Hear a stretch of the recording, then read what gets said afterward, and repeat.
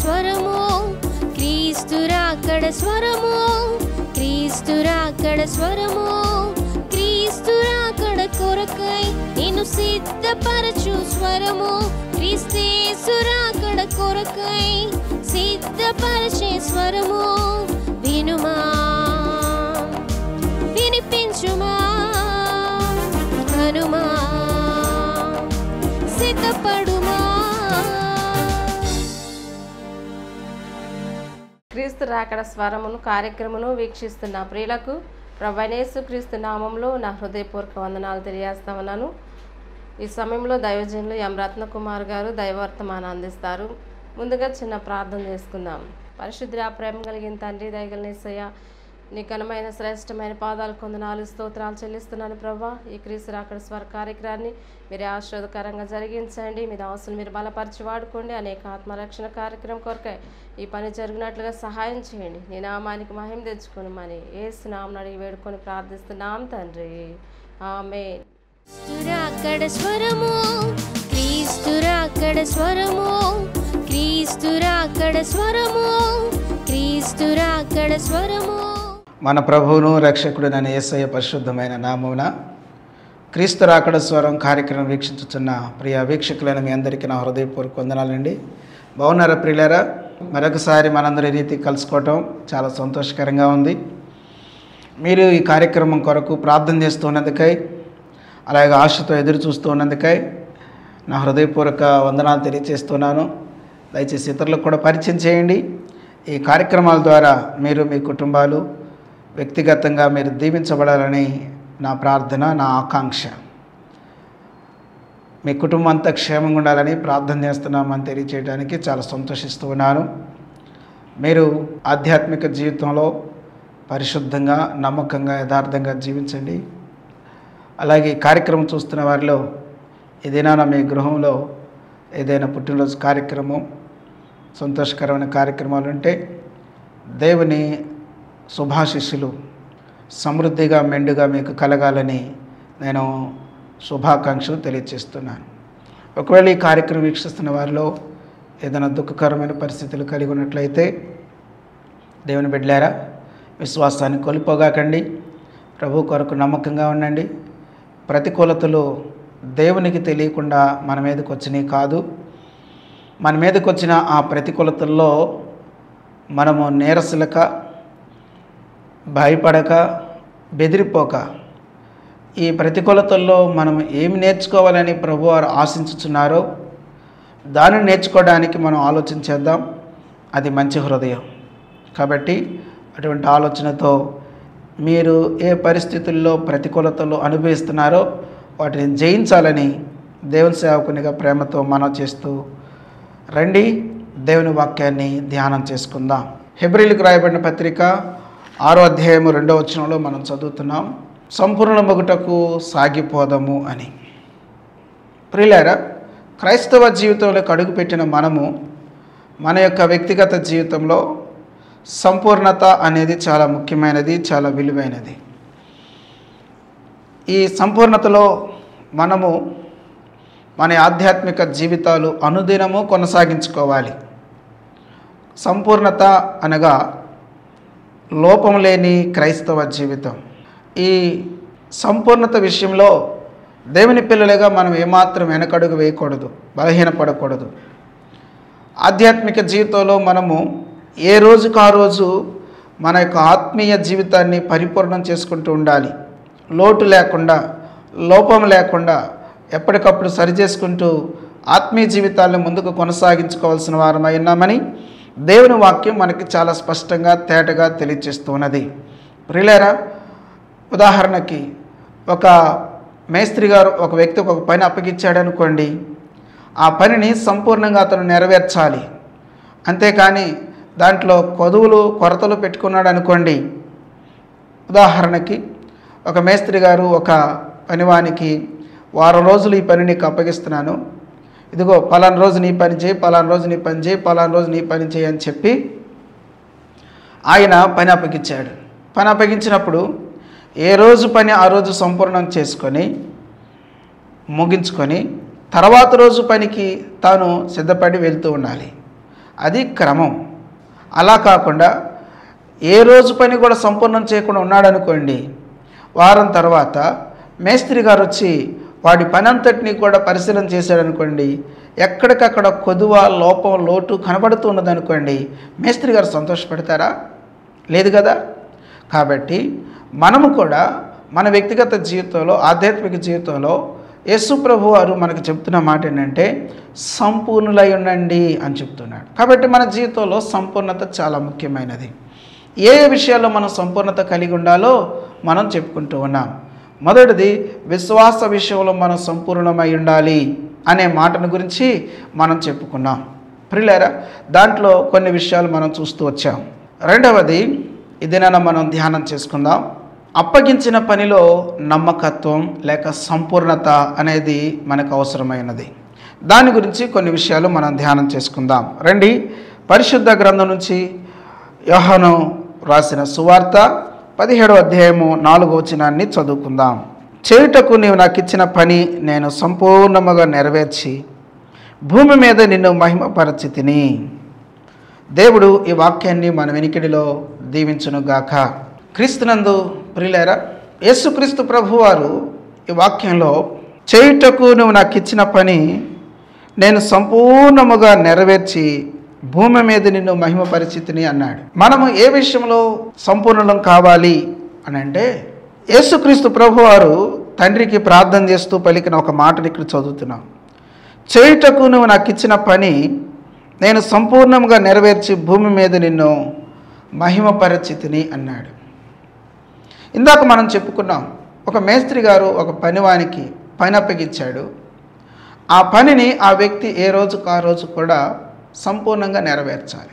నెరవేర్చుకొని ఆ పని విషయంలో యజమాని దగ్గరికి వచ్చిన సమయంలో ఏ విధమైన లోపం లేకుండా, ఏ విధమైన కొరత లేకుండా పనిని సంపూర్ణం చేసి ఆయన ఎదుట నిలబడినప్పుడు ఆ మేస్త్రి గారు లేక ఆ యజమాని అతనికి సంపూర్ణమైన కూలి ఇవ్వటానికి, వారి యొక్క ఒప్పందం ప్రకారం ధనము చెల్లించడానికి అవకాశం ఏర్పడుతుంది. కానీ పనిలో కొదువ, కొరత కనపడిందనుకోండి, ఆ వ్యక్తి తాను ఎంత డిమాండ్ చేసినా, ఎంత మాట్లాడినా యజమాని లేదా మేస్త్రి ఆ వ్యక్తికి తగినంత ధనం ఇవ్వడానికి ఇష్టపడడం. క్రీస్తునందు ప్రియులారా, జాగ్రత్తగా వినండి. ఆధ్యాత్మిక జీవితంలో కొనసాగుతున్న మనము కూడా ప్రభువైన యేసుక్రీస్తు వారి వలె దేవునితో ఏం చెప్పగలగాలి అని అంటే, నీవు నాకు ఇచ్చిన పనిని సంపూర్ణముగా నేను నెరవేర్చి భూమి మీద నిన్ను మహిమపరిచితిని అని చెప్పాలి.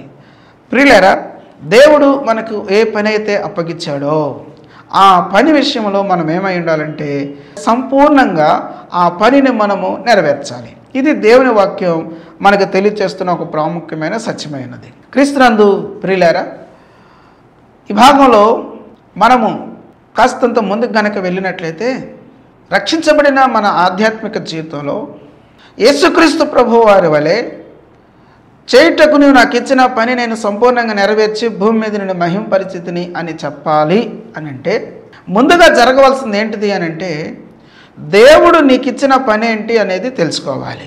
సోదరి సోదరులారా, దయచేసి ఈ మాటను గుర్తుపెట్టుకోవాలి. చేయుటకు నీవు నాకు ఇచ్చిన పని నేను సంపూర్ణంగా నెరవేర్చాను అని యేసుక్రీస్తు ప్రభు వారి వలె మనము చెప్పాలి. యేసుక్రీస్తు ప్రభు వారి వలె మనం చెప్పాలి అని అంటే, మొదటిగా మనం గుర్తుపెట్టుకోవాల్సిన విషయం ఏంటంటే, అసలు దేవుడు నీకంటూ ఏ పని నిర్ణయించాడు, ఏ పని నీకు ఇచ్చాడు అనే దానిని ఒక విశ్వాసిగా ఖచ్చితంగా గుర్తించాల్సిన అవసరం ఉంది. రక్షణ పొందిన ప్రతి ఒక్క వ్యక్తికి దేవుడు ప్రతి ఒక్కరికి ఒక పని అప్పగిస్తాడు. ఆ పని విషయంలో సంపూర్ణతను ఎప్పటికప్పుడు కలిగి ఉంటూ, చేయుటకు నువ్వు నాకు ఇచ్చిన ఆ పని నేను సంపూర్ణంగా నెరవేర్చానయ్యా అని చెప్పగలగాలి. పరిశుద్ధ గ్రంథంలో మత్తయి సువార్త 25వ అధ్యాయంలో తలాంతుల ఉపమానం మనకు కనబడుతుంది. తన యొక్క దాసులందరిని పిలిపించి వారితో మాట్లాడుతూ ఉన్నాడు. ఒకడికి 5 తలాంతులు ఇచ్చాడు, ఒకడికి 2 తలాంతులు ఇచ్చాడు, ఒకడికి 1 తలాంతు ఇచ్చాడు. వారి వారి సామర్థ్యం చొప్పున తలాంతులు ఇచ్చి వెళ్ళిపోయాడు. 5 తలాంతులు తీసుకున్నవాడు చక్కగా 5కు 5 చేసి యజమాని వచ్చినప్పుడు యజమాని ఎదుట ధైర్యంగా నిలబడి, అయ్యా మీరు నాకు 5 ఇచ్చారు, ఇదిగో 5కి 5 నేను సంపాదించాను అన్నాడు. రెండో వాడు కూడా వచ్చి, ఇదిగో మీరు నాకు 2 ఇచ్చారు సార్, నేను 2కు 2 సంపాదించాను, ఈ 2 తలాంతులు ప్లస్ 2 తలాంతులు సంపాదించినాయి, ఈ 4 తలాంతులు ఇవ్వండి సార్ అని అప్పగించాడు. కానీ ఒకటి తీసుకున్నవాడు మాత్రం, నేను దాన్ని ఏమీ చేయలేదు, దాచిపెట్టాను, ఇదిగో నీ 1 తలాంతు అని చెప్పి తిరుగుబాటుతో కూడిన మాటలు మాట్లాడి యజమాని మీద రుసరుసలాడాడు, లెక్కలింతనంతో మాట్లాడాడు. అయితే ప్రియులారా, జాగ్రత్తగా వినండి. 5 తలాంతులు తీసుకున్న వ్యక్తిని ఉద్దేశించి పలికిన మాట ఏమిటి? నువ్వు 10 పట్టణాల మీద అధికారి అయ్యిండు అన్నాడు. 2 తలాంతులు తీసుకునేవాడు 2కి 2 చేశాడు కదా, నువ్వు 4 పట్టణాల మీద అధికారి అయ్యిండు అన్నాడు. కానీ 1 తలాంతు తీసుకున్న వాడిని ఉద్దేశించి, ఎరా నేను కఠినుడా, నేను నీకు అలా కనబడుతున్నానా, వీడు కాళ్ళు చేతులు కట్టి చీకట్లో పడేయండి, అక్కడ ఏడుపు పండ్లు కొడుకుతూ ఉంటాయి, ఈ 5 తలాంతులు వాడికి ఇవ్వండి అని చెప్పాడు. క్రీస్తునందు ప్రియులారా, జాగ్రత్తగా వినండి. ఇద్దరు తమకిచ్చిన పనిని సంపూర్ణంగా నెరవేర్చారు, కష్టపడ్డారు, శ్రమపడ్డారు. కానీ 1 తీసుకున్నవాడు మాత్రం వాడు సోమరితనంతో, లెక్కలేనితనంతో, యజమాని మీద తిరుగుబాటు స్వభావంతో ప్రవర్తించాడు. దాని ఫలితం వాడు అనుభవించాడు, వారు చేసిన ఫలితం మిగిలిన 2 వారు అనుభవించారు. ప్రియులారా, మిగిలిన 2 చేయుటకు అప్పగించిన పనిని వారు సంపూర్ణంగా నెరవేర్చారు, యజమానికి సంతోషం కలుగజేశారు. బడా నమ్మకమైన మంచి దాసుడా అన్నాడు. బడా నమ్మకమైన మంచి దాసుడని 2వ వాడిని గురించి అన్నాడు. కానీ 3వ వాడి గురించి సోమరివైన చెడ్డదాసుడా అన్నాడు. అంటే 3వ వాడు యజమానిని ఎంతో దుఃఖపెట్టాడు, బాధకు గురి చేశాడు. కారణం ఏంటంటే అసలు ఆ పనే చేయలేదు, కొంచెం కూడా చేయలేదు. ప్రియమైన సోదరి సోదరులారా, మిగిలిన 2 ఏం చేయగలిగారు అని అంటే తమకిచ్చిన పనిని వారు ఎరిగారు, ఆ పనిని వారు సంపూర్ణం చేశారు. కాబట్టి రక్షించబడిన మనకు అందరికీ కూడా గుర్తుపెట్టుకోవాల్సిన పని ఏంటంటే 3 దాసులకు యజమాని తలాంతులు ఇచ్చేసేసాడు, ఎవరి సామర్థ్యం చొప్పున వారికి. అలాగే దేవుడు కూడా రక్షించబడిన నీకు నీ సామర్థ్యం చొప్పున నీకున్న పరిస్థితులను బట్టి దేవుడు నీకంటూ ఒక పని అప్పగించాడు. ఆ పని విషయంలో నీవు సంపూర్ణత కలిగి ఉండాలి. అందరూ సేవకులా? కాదు. అందరూ అపోస్తలులా? కాదు. అందరూ ప్రవక్తలా? కాదు. అందరూ ఉపదేశకులా? కాదు. కాదు కాదు ఎవరి పని వారిది. నీవు ఒక ఉద్యోగం చేసుకుంటున్నావా, ఆ పనిలో సంపూర్ణతగా నడుచుకొని, అనగా దేవుని వాక్యానుసారమైన రీతిలో నువ్వు నడుచుకొని దేవునికి మహిమ తీసుకొని రావాలి. నువ్వు ఒక కూలి పని చేసుకుంటున్నా, నువ్వు కాంట్రాక్ట్ పనులు చేసుకుంటున్నా, నువ్వు ఇంట్లో ఉన్న వ్యక్తివైనా, నువ్వు ఏ పని చేస్తున్నా ఆ పని విషయంలో సంపూర్ణత. 2వది, సంఘంలో దేవుడు నీకంటూ ఒక పని అప్పగిస్తాడు, ఆ పని విషయంలో కూడా నువ్వు సంపూర్ణత కలిగి ఉండాలి. అందరూ సంఘ పెద్దలు అవుతారా? కారు కదా. అందరూ పాటగాళ్ళు అవుతారా? కారు కదా. అందరూ పరిచారకులు అవుతారా? కారు. ఎవరి పని వారిది. దేవుడు నీకు ఏ పని ఇచ్చాడో ఆ పని విషయంలో నీవు నమ్మకంగా ఉండాలి. అంటే అసలు దేవుడు నీకు ఇచ్చిన పని ఏంటో నువ్వు ఎరగాలి. చాలామంది ఈరోజు సంఘాలు ఎలాగున్నారంటే, మా పని ఏంటంటే ప్రార్థనకు వెళ్ళటం రావటం అండి, ఇటు పుల్ల తీసి అటు వేయం. కొంతమంది లోకంలో ఎంతో రెక్కలు ముక్కలు చేసుకొని పనులు చేస్తూ ఉంటారు. కానీ మందిరానికి వచ్చి మాత్రం వారి బట్టలు నలగడానికి కూడా ఇష్టపడరు అన్నమాట. వారి వారి ఉద్యోగాల్లో చాలా చక్కగా ఉంటారు. కానీ దేవుని సన్నిధిలోకి సంఘంలోకి వచ్చిన తర్వాత మాత్రం అఫీషియల్ మెయింటైన్ చేయడానికి ఇష్టపడుతూ ఉంటారు. సోదరి సోదరులారా, దయచేసి జాగ్రత్తగా ఉండండి. ఏ సంఘము కూడా ఏ పాస్టర్ గారిది కాదు, ఏ సంఘము కూడా ఏ సంస్థ వారిది కాదు, ఏ సంఘము కూడా ఏ కులానిది కాదు, ఏ సంఘము కూడా ఏ వ్యక్తికి సంబంధించింది కాదు. ప్రతి సంఘము కూడా క్రీస్తుకు సంబంధించినది. ప్రతి సంఘానికి యజమాని యేసు ప్రభువారు, ప్రతి సంఘానికి హెడ్, ప్రతి సంఘానికి అధికారి ఎవరంటే యేసు ప్రభువారు. సేవకుడితో సహా ప్రతి ఒక్క వ్యక్తి దేవునికి జవాబుదారులు.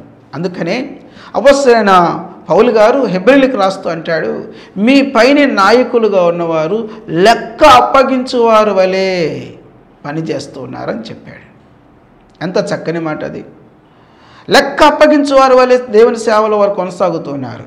సంఘములో ఉన్న ప్రతి ఒక్కరూ కూడా దేవుని బిడ్డలారా, ఆ రీతిగా దేవుడు నీకు ఇచ్చిన పని ఏంటో గుర్తించి ఆ పనిని నువ్వేం చేయాలంటే వంక పెట్టుకోకుండా సంపూర్ణము చేసి దేవుని ఎదుట నీవు నిలబడాలి.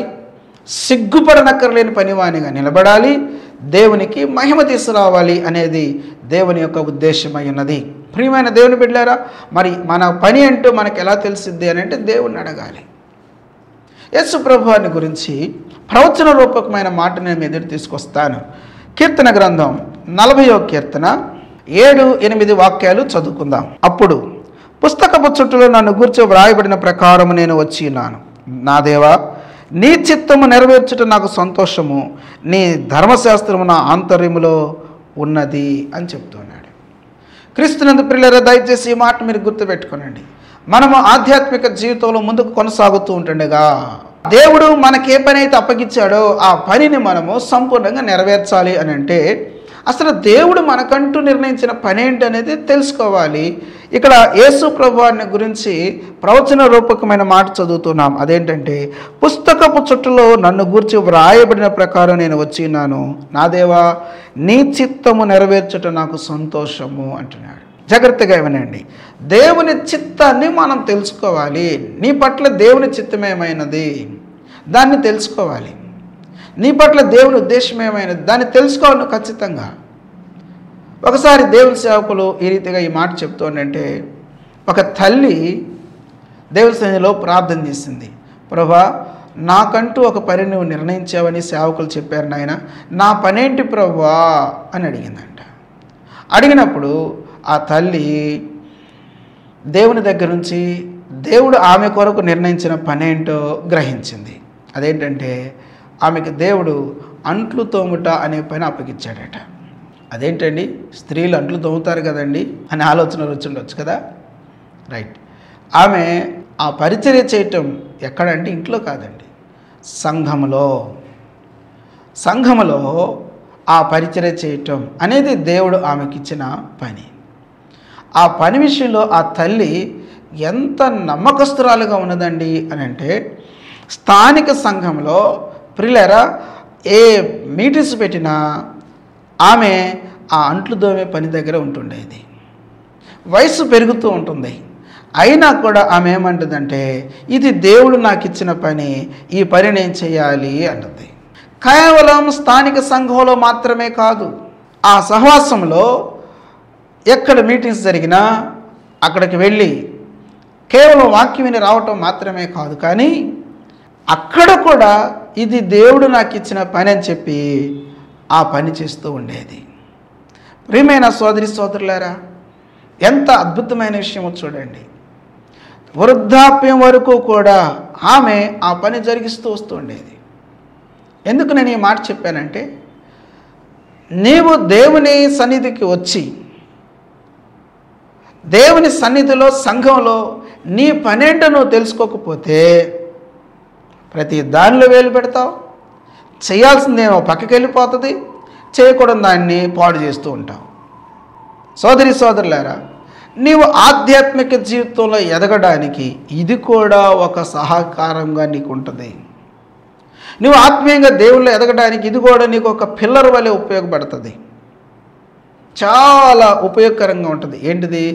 నీ పట్ల దేవుని ఉద్దేశం ఏంటి, సంఘంలో నీ పట్ల దేవుని ఉద్దేశం ఏంటి? వినండి ప్రియులారా, వేదిక మీద నిలబడి దేవుని వాక్యం అందించటమే అదొక్కటే దేవుని పని అనుకోగాకండి. దేవుడు ఆ పనిని కొంతమందికి అప్పగిస్తాడు, ఊడ్చే పని కొంతమందికి అప్పగిస్తాడు. ఇందాక నేను చెప్పే రీతిగా అంట్లు శుభ్రం చేసే పనిని కొంతమందికి అప్పగిస్తాడు. సంఘములో వివిధ పనులు, అనేకమైన పనులు ఉంటూ ఉంటాయి. ఆ పనుల కొరకు దేవుడు ఒక్కొక్కరిని నియమించుకుంటాడు. కాబట్టి నీ పనేంటి అనేది నువ్వు తెలుసుకోవాలి, దేవుని సన్నిధిలో ప్రార్థన చేయాలి, దేవుని దగ్గర నుంచి ఆ విషయాన్ని పొందుకోవాలి.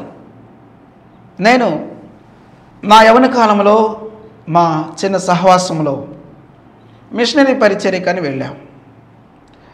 మిషనరీ పరిచర్యలో మేము కొనసాగుతూ ఉంటుండగా నాతో పాటున్న కొందరు దైవజనులు నన్ను, నా పనిని, నేను అందిస్తున్న వర్తమానాలు, నా భారాన్ని వారు గమనించి నాకు చెప్పిన మాట ఏంటంటే, అన్నా నీది మిషనరీ పరిచర్య కాదు, నీది కాపరి పరిచర్య అని నన్ను, నా పనిని గమనించి ఆలోచన చెప్పారు. ప్రియులారా, అంటే దేవుడు నన్ను దేని కొరకు నియమించుకున్నాడు అని అంటే, ఒక సంఘ కాపరిగా ఉండటం కొరకు దేవుడు నన్ను నియమించుకున్నాడు. ఆ సంగతిని దైవ సేవకుల ద్వారా దేవుడు నాకు తెలియచేశాడు. అంటే దేవుని సన్నిధిలో దేవుడు నన్ను తన పని కొరకు పిలుచుకోవటం నేను ఎరిగి ఉన్నాను. దేవుడు నన్ను తన పని కొరకు పిలుచుకున్నాడు. అయితే తన పని కొరకు పిలుచుకోవటం అని అంటే కేవలము వర్తమానాలు చెప్పడం మాత్రమే కాదు. దేవుని పని అనేది ఒక్కటే కాదు, పలు రకాల పనులు ఉన్నాయి, పరిచర్యలు నానా విధాలు. దానిలో ఒకటి వర్తమానాలు అందించడం, బోధ చేయటం. అయితే దీంట్లో పురిలేరా మిషనరీ పరిచర్య ఉంది. అనగా క్రొత్త ప్రాంతాలకు వెళ్ళి సువార్తను ప్రకటించి సంఘాలు నిర్మించటం మిషనరీ పరిచర్య. అలాగే సంఘ పరిచర్య, కాపరి పరిచర్య, ఇవాంజలిస్ట్, సువార్తికుని పరిచర్య, ప్రవక్త పరిచర్య, ఉపదేశకులుగా ఉండటం, ఇట్లాంటి పనులు ఎన్నో ఉన్నాయి. ప్రియులారా, అది సేవకులు చేసే పనులు. అలాగే సంఘంలో పనులు ఉంటాయి, వాటి గురించి నేను చెప్తూ వచ్చాను. ఈ రీతిగా మనము మన పనేంటి, నా పనేంటి, నేను విశ్వాసిగా ఉన్న రోజుల్లో దేవుడు ఈ రీతిగా నాతో కూడా మాట్లాడిన సమయంలో సేవకుల ద్వారా నేను కూడా ప్రార్థన చేశాను. ప్రభు నాకు ఇచ్చిన పని ఏంటి అని అంటే, విశ్వాసిగా ఉన్న రోజుల్లో వడ్డన చేయుట, వడ్డించుట, ఆ పరిచర్య దేవుడు నాకు ఇచ్చాడు. ఆ పరిచర్య నేను చేయటానికి ప్రభు నాకు అవకాశం ఇచ్చారు. ఆ తదుపరి దేవుడు నన్ను తన సేవ కొరకు పిలుచుకున్నారు. సేవలో నేను కొనసాగుతుండగా సంఘ పరిచర్యని దేవుడు నాకు బయలుపరిచాడు. సంఘ పరిచర్యలో ప్రియులారా ఆశీర్వాదకరమైన రీతిలో కొనసాగుతున్నానని చెప్పడానికి నాకు సంతోషకరంగా ఉంది. ఎందుకు నేను ఈ మాట చెప్తున్నానంటే, దేవుడు మనకిచ్చిన పనేంటో తెలుసుకోకపోతే మనము రేపు దేవుని ఎదుట నిలబడినప్పుడు దేవునికి ప్రతి ఒక్కరు కూడా లెక్క అప్పగించాలి. దేవుని వాక్యం ఇలా చెప్తా ఉంది. రోమాపత్రిక 14వ అధ్యాయము 11వ వచనం 12వ వచనం నేను చదువుతున్నాను. నా తోడు ప్రతి మోకాలను నా ఎదుట వంగును, ప్రతి నాలుకయో దేవుని స్తుతించును అని ప్రభు చెప్పుచున్నాడు అని వ్రాయబడినది గనుక మనలో ప్రతి వాడును తన్ను గురించి దేవునికి లెక్క ఒప్పగింపవలెను. మనలో ప్రతి వాడు తన్ను గురించి దేవునికి లెక్క ఒప్పగింపవలెను. గమనించారు కదా, దేవునికి మనందరము కూడా చేయాల్సిన పని ఏంటంటే, ఎవరి గురించి వారు దేవునికి లెక్క అప్పగించాలి. ఇది దేవుని వాక్యం మనకు నేర్పిస్తున్న అద్భుతమైన సత్యమైనది. ప్రియులారా, హెబ్రీయులకు రాయబడిన పత్రిక 4వ అధ్యాయం 13వ వచనం ఇలా చెప్తా ఉంది. మరియు ఆయన దృష్టికి కనబడని సృష్టము ఏదీ లేదు, మనం ఎవరికి లెక్క ఒప్పజెప్పవలసి ఉన్నదో ఆ దేవుని కనులకు సమస్తమును మరుగు లేక తేటగానున్నది. బా, ఎంత చక్కని వాక్యం. దేవునికి లెక్క అప్పగించాలి. లెక్క అప్పగించుటలో ఆయనకు మరుగైనదంటూ ఏదీ లేదు. ఏమండి, మనుషులను మభ్య పెట్టొచ్చేమో లెక్క చెప్పే విషయంలో, కానీ దేవుని ఎవరు కూడా మభ్య పెట్టలేరు, మోసం చేయలేరు. ఎందుకనంటే ఇక్కడ మనం చదువుతున్నాం, ఆయన కంటికి కనబడిన సృష్టము అంటూ ఏదీ లేదు, మనం ఎవరికి లెక్క అప్పచెప్పవలసి ఉన్నదో ఆ దేవుని కనులకు సమస్తమును మరుగులేక తేటగా ఉన్నది అని రాయబడింది. తమ్ముడు, చెల్లి, అక్క, అన్న, దయచేసి ఈ మాటలు మీరు శ్రద్ధగా ఆలకించాలి. నీవు దేవునికి లెక్క అప్పగించాలి, మనందరము దేవునికి లెక్క అప్పగించాలి. ఆయన ఎదుట నిలబడినప్పుడు నీవు సిగ్గుపడనక్కర్లేని పనివానిగా ఉండాలి అని అంటే, మొట్టమొదటి నువ్వు చేయాల్సిన పని ఏంటంటే, నీ పని ఏంటో తెలుసుకోవాలి. ఒక ఫ్యాక్టరీకి వెళ్ళినప్పుడు ఆ ఫ్యాక్టరీలోకి వెళ్ళిన వ్యక్తి తన పనేంటో తాను ఎరిగి ఉండాలి. ఫ్యాక్టరీలో చాలా రకాల పనులు ఉంటాయి. తన పనేంటో తాను తెలుసుకొని ఆ పని చేసినప్పుడు జీతం అనేది అనుగ్రహించబడుతుంది. పొలం వెళ్ళినప్పుడు ఏమండి, ఎక్కడ పని చేయాలనేది చెప్తారు మేస్త్రి. ఆ పని చేయాలి, ఏం పని చేయాలో చెప్తారు, ఆ పని చేయాలి. కాబట్టి ప్రియమైన దేవుని బిడ్డలారా, దేవుడు ఆధ్యాత్మిక జీవితంలో అడుగుపెట్టిన ప్రతి ఒక్క వ్యక్తికి ఒక పని నియమించాడు. నీకంటూ ఒక పని నియమించాడు. ఆ పని ఏంటో మొదటిగా తెలుసుకోవాలి. ఇదేనా సందేశమైనది. సోదరి సోదరులారా, మోకరించు, ప్రార్థన చేయి. ప్రభు నీ పని ఏంటో నీకు తెలియజేస్తాడు. సంఘములో ఒక ఉపయోగకరమైన వ్యక్తిగా, ఒక ప్రయోజనకరమైన వ్యక్తిగా నువ్వు ఉండాలి అని అంటే, నీ ద్వారా దేవునికి మహిమ రావాలి అని అంటే, నీ పని ఏంటో నువ్వు తెలుసుకున్నావు. అప్పుడే అటువంటి ఉన్నతమైన అనుభవంలోకి నువ్వు రాగలుగుతావు. ప్రియమైన సోదరి సోదరులారా, నీ పని ఏంటో గుర్తించు. ఒకవేళ ఇప్పటికే గుర్తించుంటే ప్రాముఖ్యమైన విషయం ఏంటంటే, ఆ పని విషయంలో నమ్మకత్వం అవసరమైనది. దాన్ని సంపూర్ణముగా నెరవేర్చాలి. పని తెలుసుకోవడం మాత్రమే చాలదు. దాన్ని సంపూర్ణంగా, బాధ్యతాయుతంగా, నమ్మకంగా నెరవేర్చాలి. ఆయన ఎదుటి నిలబడినప్పుడు ఆయన నిన్ను గురించి ఏం చెప్పాలి అని అంటే, బలా నమ్మకమైన మంచి దాసుడా, బలా నమ్మకమైన మంచి దాసురాలా అని నిన్ను గురించి ఆయన సంతోషించాలి. అట్టి మహాకృప పరిశుద్ధాత్మ దేవుడు మనందరికీ సమృద్ధిగా దయచేసి దీవించునుగాక. ప్రార్థన. మా ప్రియమైన పరలోకపు తండ్రి, నీకు వందనాలు. మీ ప్రియ కుమారుడైన యేసుక్రీస్తు ప్రభువారు చేయుటకు నీవు నాకు ఇచ్చిన పని నేను సంపూర్ణంగా నెరవేర్చి భూమి మీద మహింపరిచితనని చెప్పాడు. ఈ రోజున మా జీవితాలకు ఆ మాట ఎంతో ప్రాముఖ్యమైనదిగా, మాదిరికరమైనదిగా ఉంచినందుకై నీకు స్తోత్రాలు.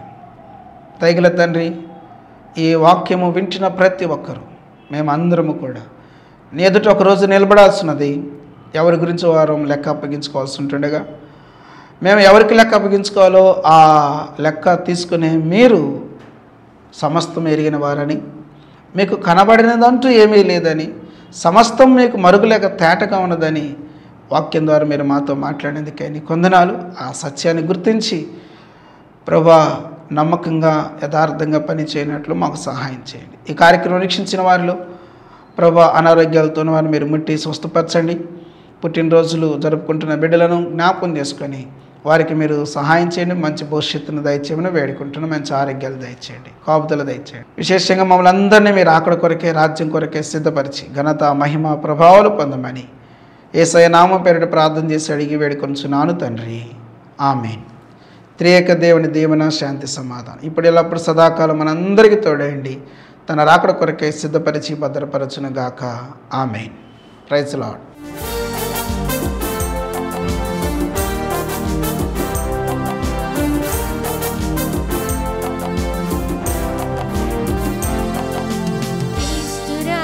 స్వరము, క్రీస్తురాకడ స్వరము, క్రీస్తురాకడ స్వరము, క్రీస్తురాకడ స్వరము, క్రీస్తురాకడ కొరకై నిన్ను సిద్ధపరచు స్వరము, క్రీస్తేసురాకడ కొరకై సిద్ధపరచే స్వరము. వినుమా, వినిపించుమా, కనుమా, సిద్ధపడు